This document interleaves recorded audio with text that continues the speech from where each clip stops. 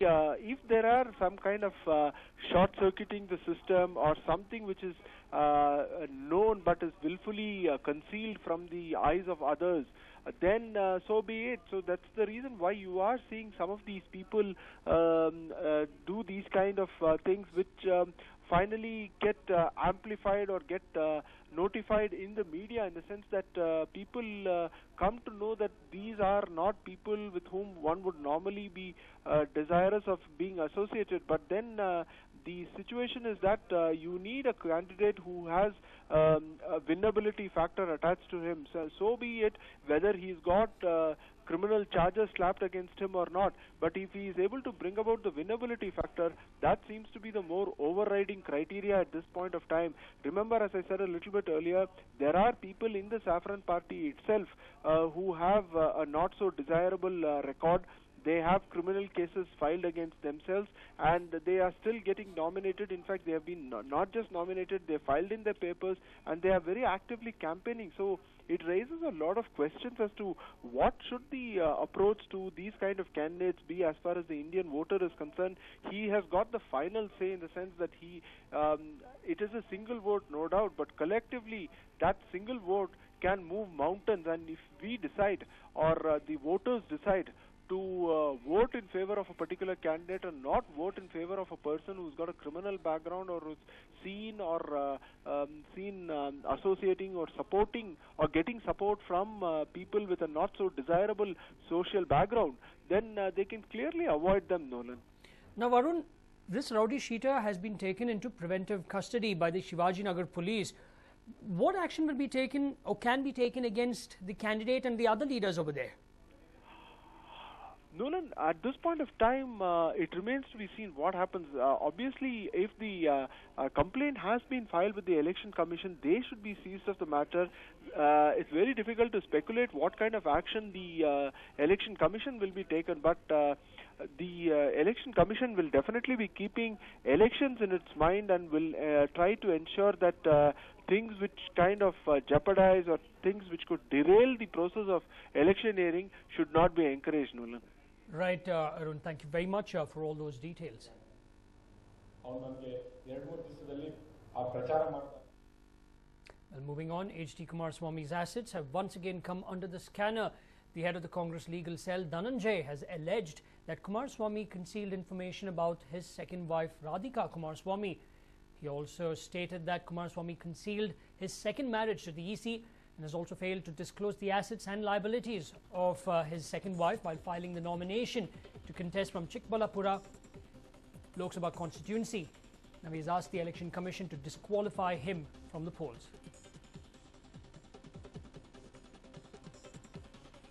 A lot of social activists have actually come out stating that Kumaraswamy has not declared his assets properly. Now, even after he filed his nominations, there were whispers during the round that he has not filed his or given all the information regarding his assets and liabilities correctly.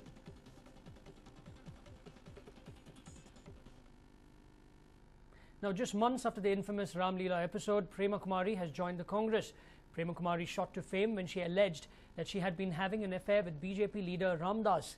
Prema Kumari had lodged a complaint against Ram Das and his brother Shrikant Das, for which an FIR had been filed. Now, today, or this morning, Sonia Gandhi addressed a rally in Mysore, and we're told that it's over there that Prema Kumari joined the Congress. You can clearly see her in a few seconds sitting right in front, eagerly listening to what Sonia Gandhi had to say.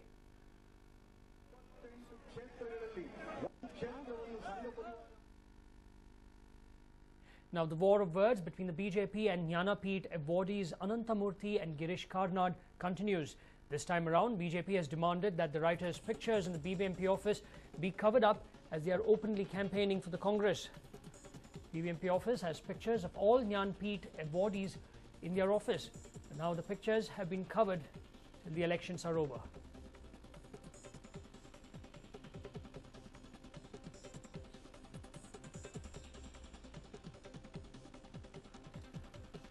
Now, Most of the writers and intellectuals in Karnataka have been openly supporting and canvassing for the Congress. Now, this has not gone down too well, especially with the BJP, which has stated in no uncertain terms that writers such as Ananthamurthy are Naxal sympathizers, left-leaning Naxal sympathizers. Now, Chief Minister Siddaramaiah immediately retorted, stating that Dr. Shetter can't make such statements, that he first needs to read the works of U.R. Ananthamurthy before speaking up. Now, after a lot of wait, it is indeed good news for Ambrish fans as he is slated to reach Bengaluru on the 11th. Here is a report. Just days before the all-important elections, it is good news for Ambrish fans. The rebel star will be returning from Malaysia on April 11th. A close friend of Ambrish spoke to News9 and said that Ambrish will arrive at 11:30 a.m. and he will also address a press conference from his JP Nagar residence at 4 p.m. on the same day. To boost Ramya's prospects in the general elections, Ambrish is likely to address a mammoth rally in Mandya on April 14th, which is also the last day of campaigning for the elections in Karnataka. Mandya Congress unit is making grand preparations to welcome Ambrish when he arrives to his hometown. The rally will be held at Silver Jubilee Park, which will also be attended by Siddaramaiah, SM Krishna and KPCC President G. Parameshwar. Ravi Lalipalya for News9, Mandya. We now slip into a short break. More news will continue on the other side. The Queen of Sandalwood decided to serve the people of Mandya. If we want change to happen, it has to come from each one of us.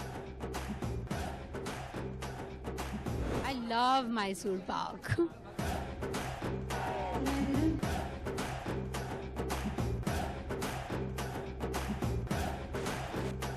Ramya's campaign is on in full swing.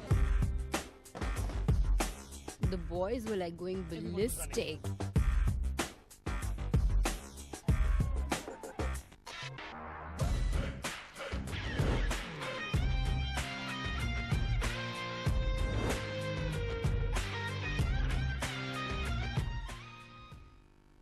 Welcome back to News9. Now, fear and anxiety coupled with excitement gripped the students and staff at Manipal University as the leopard strayed into the campus. Now, it was initially reported that the animal was a black panther. The leopard had been spotted by the security guards near the campus on Tuesday night, and on Wednesday morning, they informed the forest officials after the animal entered the compound of the staff quarters. Now, the forest officials immediately came to the spot and set up a trap, and thankfully the leopard was caught.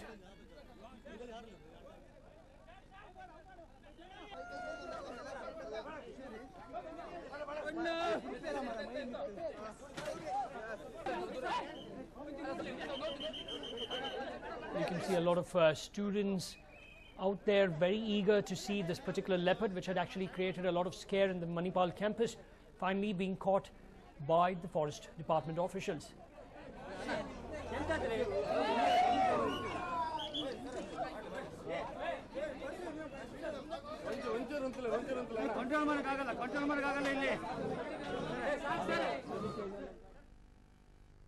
Now, a truck carrying jowar went up in flames after it came in contact with a live wire. The incident took place near the Hallikeda village of Humnabad. Now, since the truck caught fire far away from the town, there was a delay in firefighters reaching the spot. Jowar, worth 20 lakh rupees, was gutted in the blaze. Well,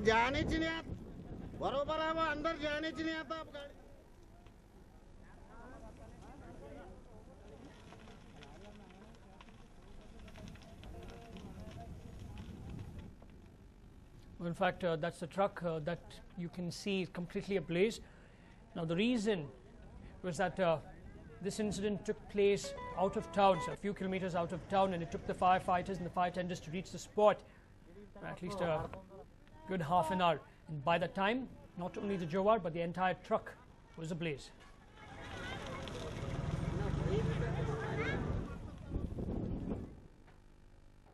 Well, we have some big news coming in now. Jafar Sharif has been hospitalized. This is the big news that we're now tracking. Jafar Sharif has been hospitalized. Jafar Sharif admitted to Vikram Hospital in the city. He was admitted to the hospital at around 1:30 this noon. Now, this is the big news that we are now tracking. Jafar Sharif has been hospitalized. Jafar Sharif was admitted to Vikram Hospital in Bengaluru. He was admitted to the hospital at around 1:30 this noon.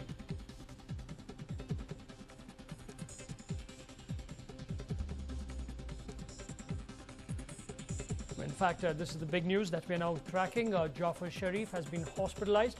He's been admitted to Vikram Hospital in the city. He was admitted to the hospital at 1:30 p.m. Now, Jafar Sharif, in fact, was not happy with the Congress not giving him a ticket to contest from Bangalore Central. He immediately stated that he would be resigning from the party and joining the JDS. And again, over there were some flip-flops. And later on, he stated once more that he would not be joining the JDS. But it was just a few days ago when he finally stated that he has sent his resignation letter to Sonia Gandhi and is waiting for a reply from her. Furthermore, he also stated that he has not said anything bad against or will never badmouth Chief Minister Siddaramaiah as well as KPCC President Dr. G. Parmeshwar, and that he was just waiting to get all right before campaigning for the JDS. But now we have this breaking news. Jafar Sharif has been hospitalized. He was admitted to the Vikram Hospital in the city at around 1:30 p.m.